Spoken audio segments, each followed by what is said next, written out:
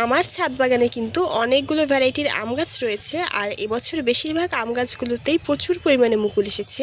এমনি সময়ের চাইতে কিন্তু আম গাছে যখন মুকুল আসে তখন দেখতে অনেক বেশি সুন্দর লাগে। কোন কোন ভ্যারাইটিতে কতটা মুকুল আসলো চলো সেটা তোমাদের সাথে শেয়ার করি। তো হ্যালো এভরিওয়ান, আসসালামু আলাইকুম।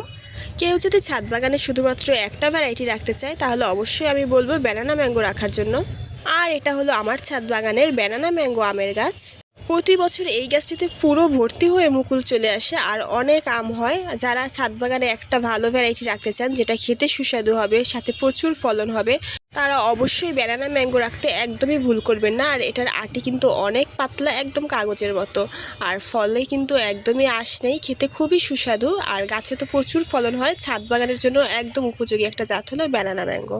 আর আমার এই গাছটাতে কি পরিমাণে মুকুল এসেছে সেটা দেখে তো আপনারা বুঝতেই পারছেন যে এটা ছাদ বাগানের জন্য কতটা উপযোগী একটা গাছ।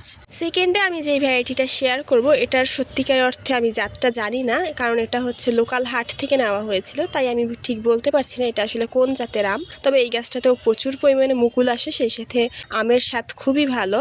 আমগুলো আঁশবিহীন আর আমের সাইজও কিন্তু অনেক বড় হয় এই ভ্যারাইটির ক্ষেত্রে। এরপরে যেই ভ্যারাইটিটা শেয়ার করব এটারও সঠিক নাম আমার জানা নেই, কারণ এটাও হাট থেকে নেওয়া হয়েছিল। আর এই ভ্যারাইটির আমের মুকুলগুলো কিন্তু আমার যতগুলো ভ্যারাইটি আছে তার মধ্যে থেকে সবচেয়ে বড় বড় হয়। আর এই ভ্যারাইটির আম গাছের পাতাও কিন্তু অনেক বড় বড় হয়। আর এটাতে আগে কখনো আম হয়নি, তাই আমি ঠিক বলতে পারছি না এটার আমের স্বাদ কেমন হবে। আর এই আম গাছটার বেশিরভাগ আমের মুকুলগুলো বাইরের সাইড থেকে বেশি ভালো দেখা যাচ্ছিল। এরপরে একটা 12 মাসি আমের জাত আপনাদের সাথে শেয়ার করছি, এটা হলো বাড়ি 11 জাত। এই গাছটিতে অনেক আগেই মুকুল চলে এসেছিল, আর এখন কিন্তু আমের গুটিও ধরে গেছে, আর গুটির সাইজগুলো কিন্তু অনেক বড় হয়ে গেছে। আর এই গাছটাতে প্রায় 10 থেকে 12টার মতো ছোট ছোট আম ধরে আছে। যেহেতু গাছটা অনেক বড়, গাছটা পুরো ভর্তি হয়ে মুকুল এসেছিল। 12 মাসি জাতের আম গাছগুলো লাগালে কিন্তু সারা বছরই টুকটাক আম পাওয়া যায়। এরপরে আমার ছাদ বাগানের আরও একটা ভ্যারাইটির আম শেয়ার করছি, আর এটা কি ভ্যারাইটির আমি সেটা জানি না। এটাতেও এই বছর প্রথমবারের মতো মুকুল এসেছে, আর মুকুলগুলো দেখতে কিন্তু বেশ সুন্দর ছিল, সাথে অনেক বড় বড়ও ছিল। এরপরে শেয়ার করছি ছাদ বাগানের মায়াভোগ জাতের আম। এই জাতের আমার 2টা গাছ রয়েছে। আমি আগেও মেবি কোনো ভিডিওতে দেখিয়েছিলাম এই জাতের মুকুলগুলো।